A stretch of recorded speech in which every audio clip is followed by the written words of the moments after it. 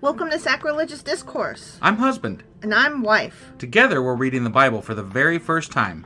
We grew up without religion and wanted to know what all the fuss was about. Well, what have we learned so far? That God is a dick, and apparently some people believe in talking donkeys? We're not trying to pass ourselves off as experts. Nope, we're just reading the Bible for the first time and giving our first take reaction. If you'd like to join us in this venture, you might consider starting at episode 1. Otherwise, jump in wherever you like. All right, let's go read the Bible. Yeah, let's get to it. Husband! Wife! Do you remember what happened yesterday and where the fuck we are today? Well, yesterday we read Jeremiah chapter 47. Sure as fuck did. And we talked about the Philistines and also the Egyptians again. So they said, or like you said, that we were going to be talking about different, countries, but they talked about the Philistines and then kept talking about the Egyptians and how they're all going to die. Everybody's going to die. Doesn't like them or something. Yeah. This time. Sometimes. Right. I mean, well, I guess the Egyptians, he's pretty much always hated. Yeah. I don't know. I don't think he's really ever really. I can't think of a time where he liked the Egyptians. I mean, from the beginning, he was trying to get his people out of there. Right. But and every time his people try to ask for help from the Egyptians, he's like, don't do God's that. like, fucking don't talk to those people. Not the Egyptians. What the fuck are you thinking? Get away from those Egyptians. And I'm like, but it's Egypt. They have cool stuff. Right. And then God's like, you're being stereotypy. Can you not? And I'm like, hold on. You're telling me I'm being stereotypy? Okay, I just had a whole conversation that I made up. Okay. Between me and God. Yeah. And I need to stop now. Okay, sorry. All right, yeah, that's what happened. Basically, the Philistines are going to die and the Egyptians are going to die because God doesn't like them and he's saying that they're going to die. Everybody's going to die. So they're going to die. Yes. Okay.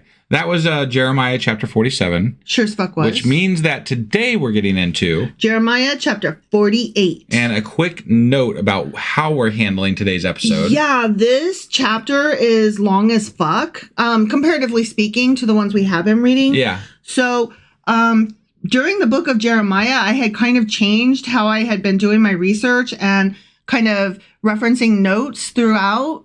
And so I'd read and I'd be like, okay, hang on, let me hit my notes to like explain what the fuck we just read. Right. But this chapter is so long that I don't want to make this more painful than it already will be because it's so long. Right. So what we're going to do is we'll do chapter 48 and then Thursday will be chapter 49 and then Friday will be chapter 50. Yep. And then on Monday, we'll finish up the book with chapter 51. Also, there's not going to be a Q&A on Saturday. That's what I forgot to say. Yeah. And then, so on Tuesday, we'll do a big Q&A for these final chapters that all fall into their own little doohickey, their own little unit. Yep. And then we'll do a overview of the whole book of Jeremiah on Wednesday. And that's probably when we'll also do our You're Always Wrong. You're always wrong! Well, no, we'll do that on Thursday. Well, sometimes we do it with the wrap-up. Sometimes we don't. We'll probably do it separate. Okay. Just because we don't... It is a big one. We gotta stretch the week out, Well, yeah, that's true. So. Okay. That's all. Yeah, we'll probably do that on Thursday then. Yeah. And then so... I don't know if we'll do something special or different next Friday or if we'll just take the day off. We'll play it by ear. We'll figure shit out. Yeah. Anyway, that's how things are going to be going. That's the plan. Yeah. But right now, we're getting into Jeremiah chapter 48. Are you ready to do this? Sure as fuck am. All right, let's do it. Okie dokie.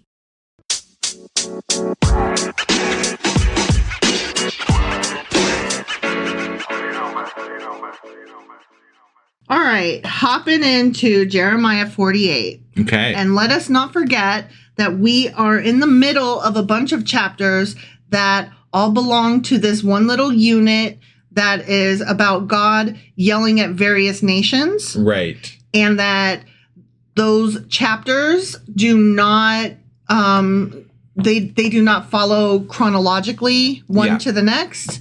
They are more geographically based. Yep. And they start with Egypt and then move on north and just head on to... Do they progress north as they go? Kind of, yeah. Are you okay. Yeah. All right. Yeah, that's what the notes previously. Got it. Yeah. So they started with their bestie frenemies and then moved from there to and you suck and you suck and you suck. Right. So that's what we're in the middle. And this one is about Moab. Oh. Yeah, that's fun. Again, I thought they were destroyed. They weren't. Right. So now you know. Yeah. And apparently they have a lot to say about this. Mm-hmm. Well, that's why you were like, oh, it's so long. And I was like, but it's interesting. You'll be okay. Okay. Yeah. All right. It's Moab. Moab. Yeah. I mean, that can't ever be bad. No, I'm actually curious now. Okay. Okay. Yeah. Because again, we haven't talked about the Moabites since like Exodus. They're supposed to be wiped out. Right. Yeah. I mean, maybe we talked about them slightly after that, but like Exodus was where they were big. Yeah. So it's been a while. It sure as fuck has. All right. Chapter 48. All right. Against Moab. That's a full sentence. Oh. Okay. It's not, though. It's not. Thus says the Lord of hosts, the God of Israel. Woe to Nebo, for it is plundered. Kirjathaim is shamed and taken. The high stronghold is shamed and dismayed.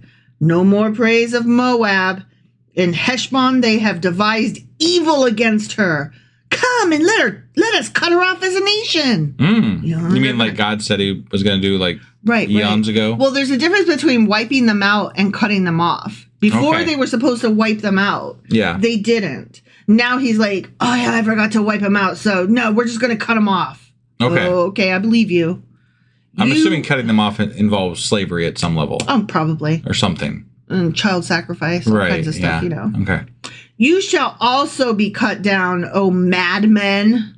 Yeah. He's not happy with them. Right. The sword shall pursue you. The magical sword, maybe, that he was talking to? Yeah, he was just talking to a sword last chapter. Yep. A voice of crying shall be heard from Horonaim. Okay. Okay. Yep. Plundering and great destruction. Moab is destroyed. Her little ones have caused a cry to be heard. For in the ascent of Luhith, they ascend with continual weeping. This is definitely going to require a lot of notes. All of these name places, they're just all various cities. The end. Okay. Like various cities in Moab. Got it. They're like, and this city in Moab. This seems so like not relevant to anything we've been talking about forever. We commented on that yesterday. Right. Basically, you can fill in the blank with XYZ country, and then within each country, there are further little fill in the blank, whatever cities there are in that country. Yeah. So that's what's happening. I feel like this was like a prophet school exercise where they were like, all right, we're going to have you write about how God would react to writing about Egypt during the time of Jeremiah. Yeah. Go. Yeah. How would that go? You get Egypt, you get Philistine, you get Moabites. Yeah. And like they assign different sections to everybody. Yeah. And that's what's happening here, right? And they took the best of the best. Yeah. And they made the cut. These are the top 10. These are the winners. I feel like this is just like a writing assignment. It is how I feel about it. It's the Academy Awards. It's the Webbies. Maybe. Yeah. It's the Webbies. It's just not, this definitely, and it does not belong in Jeremiah. It really doesn't. Like, I don't know what the fuck this shit is, but it's weird. It's not the same. No. For in the ascent of Luhith, they ascend with continual weeping. For in the descent of Horonaim, the enemies have heard a cry of destruction. Flee! Save your lives and be like the juniper in the wilderness. For because you have trusted in your works and your treasures, you also shall be taken.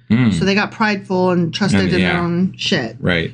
And Chemosh, that's their national god. He's talking to these people like he talks to the Israelites, though. I know. Like, this is very weird because so far to date, God has only really cared about the Israelites from what I can tell. But now he's chastising these other nations. And these other nations are like, shut your fucking pie hole, Jeremiah. Right. I don't know who your God is. Who the fuck are you? None of our people have heard from him. If he's so big, why ain't he talking to our prophets? Right. Fuck off. Yeah. Go mind your business. Yeah. And Chemosh, their national deity, shall go forth into captivity, his priests and his princes together. And the plunderer shall come against every city. No one shall escape. The valley also shall perish, and the plain shall be destroyed. Okay. The Boeing plane? Just kidding. I mean, there's some problems with Boeing planes, so... That's why I said that. Oh, I didn't know that you were making that I was correlation there. Yeah, they're talking about plains and valleys. Yeah, and no, then I got it. I was like... I got that you mentioned Boeing planes. I didn't know that you were putting it together with the recent problems that they were having. Because they're saying the plane shall be destroyed. And I'm like, yes, the Boeing plane shall be destroyed. I now understand that you actually put that all together in your mind and made it work. Yeah. I didn't realize that was happening until I asked. Why else would I bring up Boeing planes? Because plane. Yeah. And it's a plane. Yes. I thought that was all there was to it. The Boeing plane. I've got it now. Okay. I've got it. I just don't understand why you didn't get it in the first place. Just move along. Just move along. Okay. Anyway, the Boeing plane shall be destroyed as the Lord has spoken. Okay. Ooh, see? Give wings to Moab. That she may flee and get away, for her cities shall be desolate, without any to dwell in them. Cursed is he who does the work of the Lord deceitfully, and cursed is he who keeps back his sword from blood. Yeah, we like putting our sword in blood. Right. I mean, obviously that happens a lot with God. Mm-hmm. But like, he's telling them to flee, right? Mm-hmm. God is all-knowing, all-seeing, all-powerful, right? According to this book. Yeah. Where do you run to? They're like, go ahead and flee, because God will get you. But I mean, I don't know. I feel like he's saying that if you run, you might not die. No, he's okay. So he's telling Jeremiah.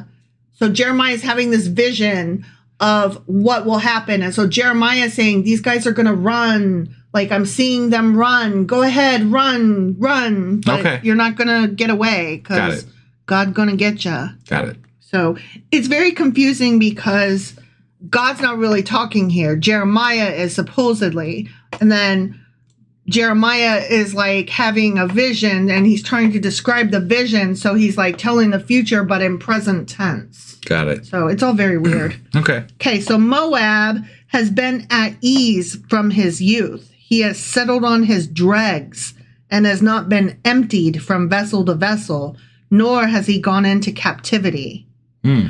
Interesting. So Moab's done pretty well over the years, apparently. But it's interesting that he's referring to Moab as a boy instead of like, all his other cities are girls. Yeah. You know? Yeah. Like, I guess Moab's a bad boy. Yeah. We all like a bad boy. That's why I love the Moabites. Therefore, his taste remained in him, and his scent has not changed. Therefore, behold, the days are coming, says the Lord, that I shall send him wine workers who will tip him over and empty his vessels and break the bottles. Okay. Moab shall be ashamed of Chemosh. I bet they aren't, though. Yeah. As the house of Israel was ashamed of Bethel, their confidence. Oh, okay. Who's Bethel? That was their pre-god, one of their pre-god guys. Okay. Yeah. You know, that El guy. Right, I remembered El, but I didn't remember Bethel. Yeah. Okay. How can you say, we are mighty and strong men for the war? Moab is plundered and gone up from her cities. Her chosen young men have gone down to the slaughter, says the king, whose name is the Lord of hosts. So God. Yeah. So God. Just say God. And they're not unique in this. I mean, you know, the Babylonians are taking over everybody, apparently. Right. Except Egypt. The calamity of Moab is near at hand, and his affliction comes quickly. Bemoan him, all of you who are around him, and all you who know his name. Say, how the strong staff is broken, the beautiful rod. And how? O daughter inhabiting Dibon, come down from your glory and sit in thirst.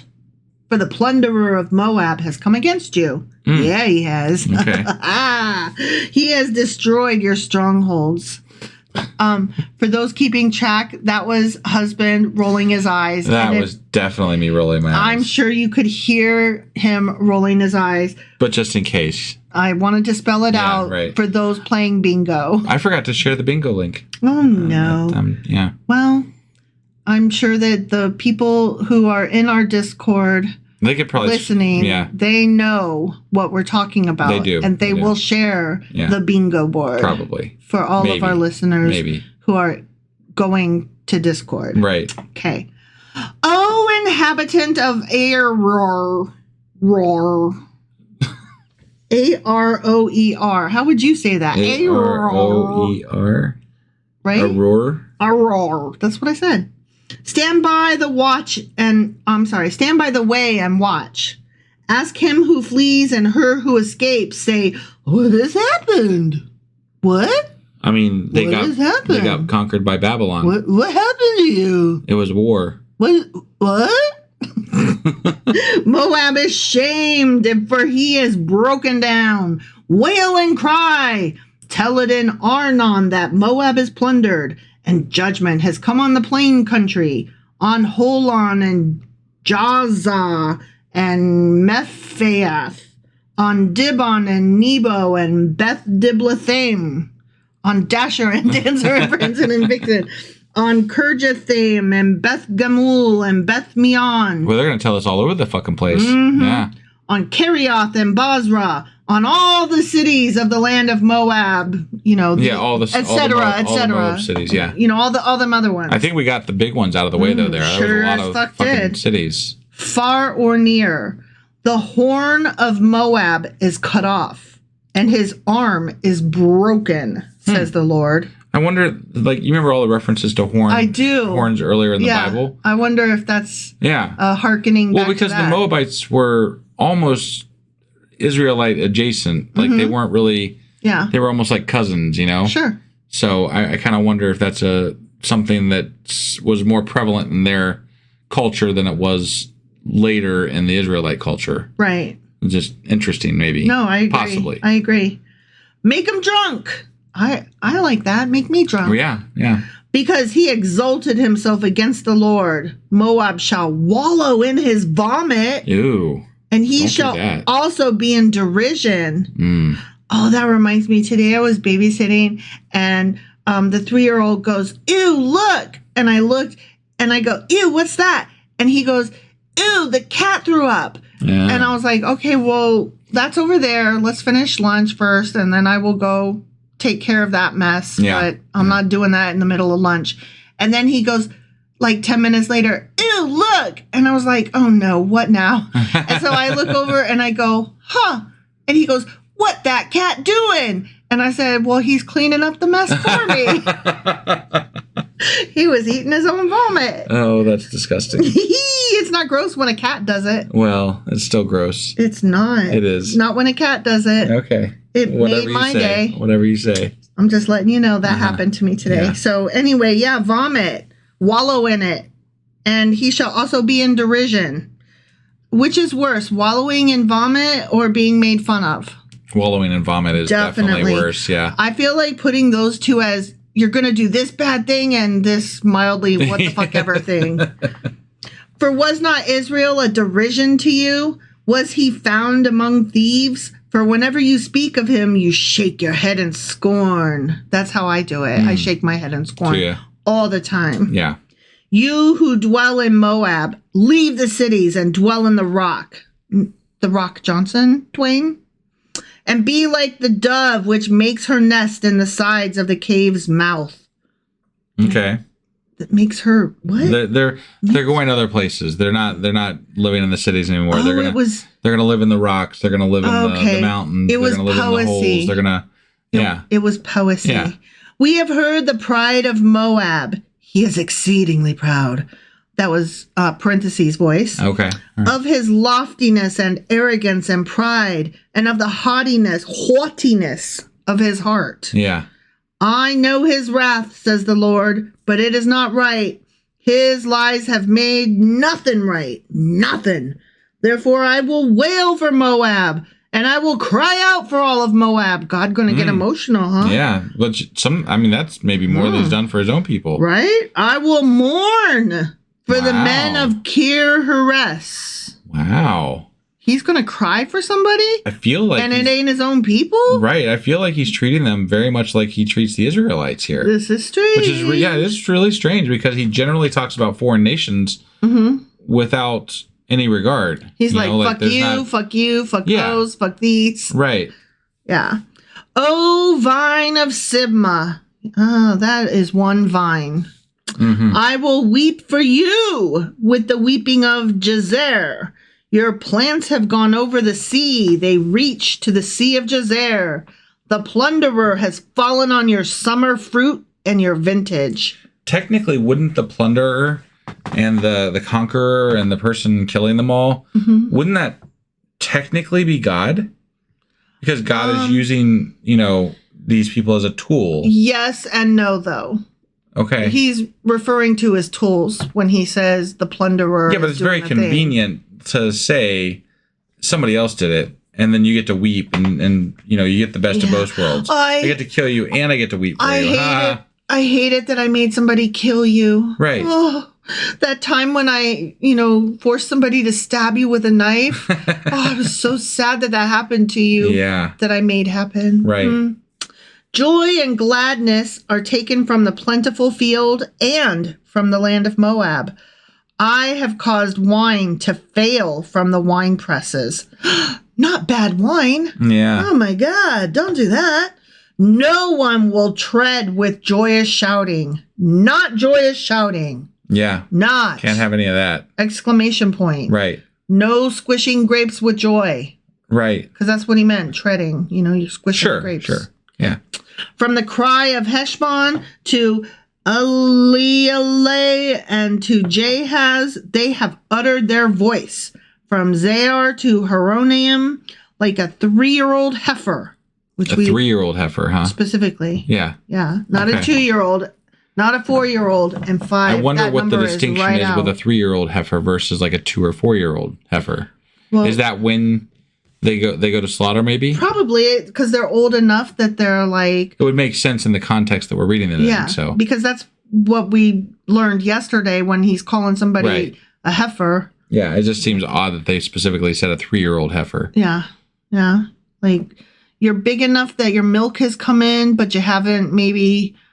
I don't know what heifers do besides... But we're going to slaughter you. Yeah. So. Yeah, we're going to get you. Yeah. For the waters of Nimrim also shall be desolate. Nimrim. Okay. I wonder if that's related to Nimrod. I doubt it. Probably you're right. Yeah. Moreover, said the Lord, I will cause to cease in Moab the one who offers sacrifices in the high places and burns incense to his gods. Okay. Yeah, just like he does in his own lands. Okay. All right. Therefore, my heart shall wail like flutes for Moab. You notice he didn't really talk this way about the Egyptians or the Philistines. No. He was like, fuck you. Here's a bomb for your entire land. I don't care. Right. And die. But he is definitely treating the Moabites more like his own people than like an enemy. Right. But I have a problem with this phrasing. Yeah. Flutes don't wail. No, they don't. So when he said, my heart shall wail like flutes. Right. I don't know what that means. Maybe we have never heard somebody play flutes the way that they're going to be played that day.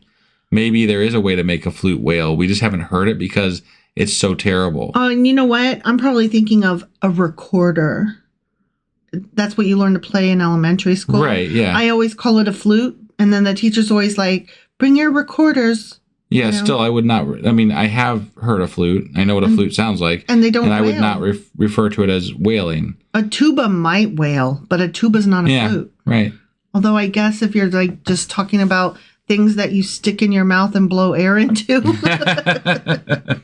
And like flutes, my heart shall wail for the men of Kir Heres. Okay, well, that's some magic right there. You're going to make a flute wail. Right. Therefore, the riches they have acquired have perished, for every head shall be bald and every beard clipped. So they're in mourning too. Yeah. On all the hands shall be cuts, and on the loins sackcloth. Oh my gosh. I have cuts all over my hands, but that's because I am a klutzy bitch. And I play with cats. Just So, because I think it would be funny, I want everybody to show up to my funeral wearing sackcloth. oh my gosh, I will. Yeah, right? Because I know you're going I to think die before that me. totally should be a thing. Yes. Yeah. Yes. Wait. I'm going to die before you? Why do you say that? We had this discussion earlier. Did we? Statistically, women live longer than men. You're probably going to die before me. And then everybody's going to be like, wife murdered husband. Oh, yeah. We did talk about that earlier. I know. You're so But that was before we got on the episode. So? I'm just saying. We still talked about it You can't earlier. say we talked about it earlier when nobody else heard us say it. Okay, but other than our Discord people. But literally, I said men die before women, and you're like, what? Well, like as though you'd never heard that before. I am beyond extremely tired right now. So I'm not processing things as well as I could. Okay. So you have to give me a little bit of slack here. I'm giving you a little bit of slack. Just a little. Okay. All right. Yeah, so I'm going to wear a sackcloth to your funeral. Yeah. Okay. Everybody. It's required. I mean, I think we could probably talk your mom into it, but I don't know about anybody else. And then specifically, I want everybody to roll around in the dirt and put their head in the dirt. Because that's what they do, right? And you got to pull your hair out, though. I'm not doing that. Well, I mean, I'm not pulling my hair out. You guys can use wigs. I will. Just bring some hair pulling wigs. You know, I was talking about your mom doing it as though she's going to outlive you. That's hilarious. You're not. I better start making some plans. You better make a will. Yeah. You better buy some insurance. Wife's trying on. No. No. Maybe. No. A general lamentation on all the housetops of Moab and in its streets. For I have broken Moab like a vessel in which is no pleasure, says the Lord. You broke that bitch. But not with pleasure. Nope. No. Ew. Yeah. They shall wail, how she is broken down, how Moab has turned her back with shame. Now she's a girl. It's not important, but what gender is this city? Whatever's convenient. Okay. Yeah. Well, now she's a shameful whore. So Moab shall be a derision and a dismay to all those about her. For thus says the Lord, behold, one shall fly like an eagle. Does it really say that? Fly like an eagle. Oh, wow. Yeah. And spread his wings over Moab. Okay. Kerioth is taken and the strongholds are surprised.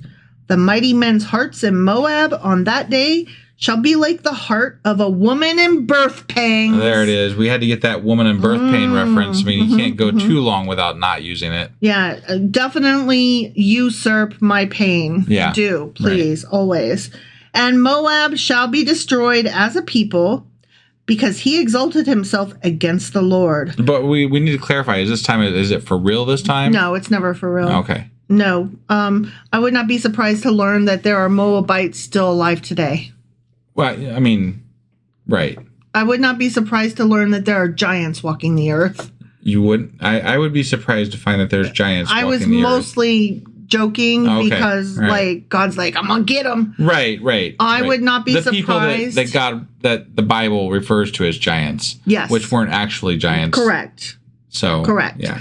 I would not be surprised if there was a shira pole every other backyard in our neighborhood. I would be very fucking surprised about that. I would not be shocked at all because I'd be like, yeah, that tracks. He never did wipe that shit out, and then they brought it to America. We should get some. We just put them in everybody's backyards. Oh, let's go. Secretly. Let's make Asherah poles. That way, we have all the Asherah poles in people's backyards around here. Oh, that would be so funny. Yeah.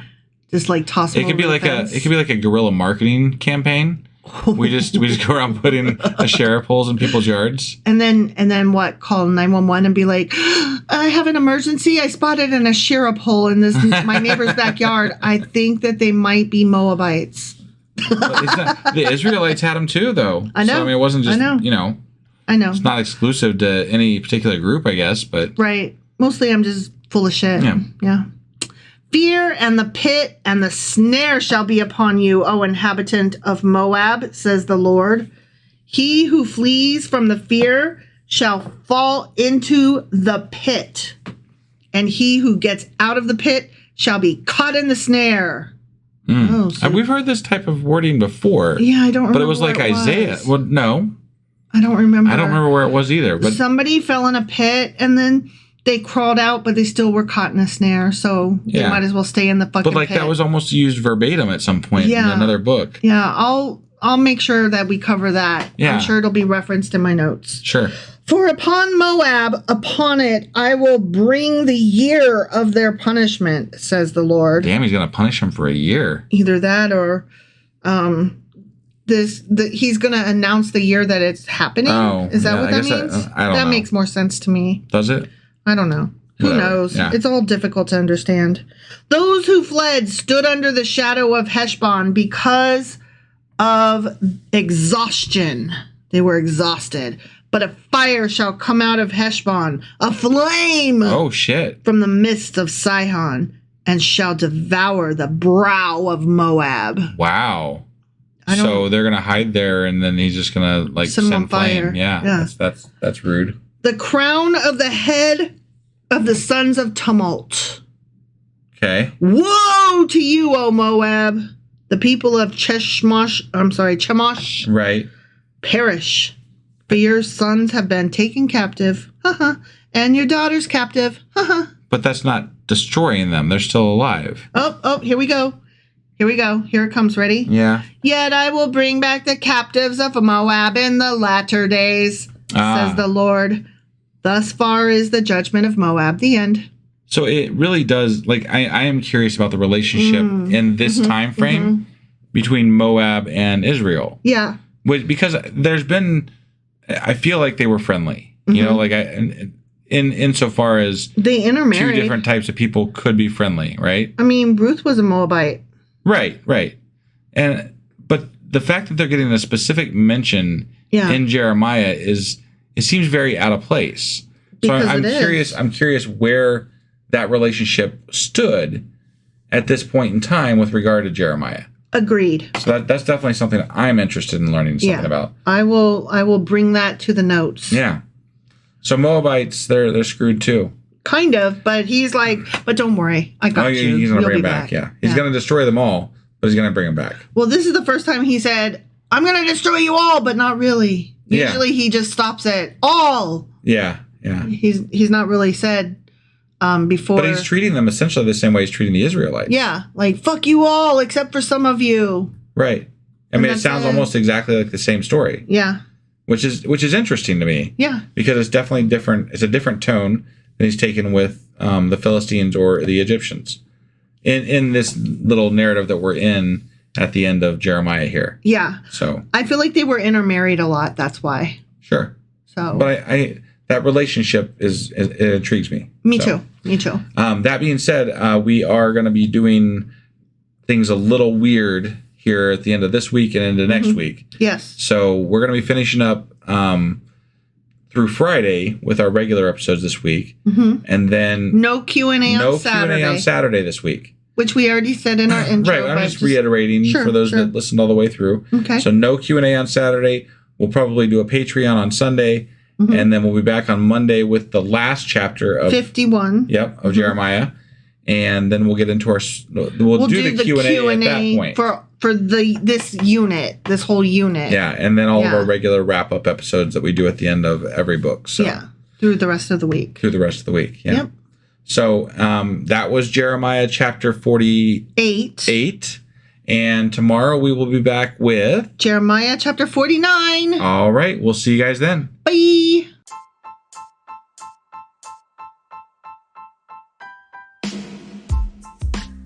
Hey, wife. I guess that's the end? But husband, that's just sad. It doesn't have to be. We are on lots of social media platforms like Twitter.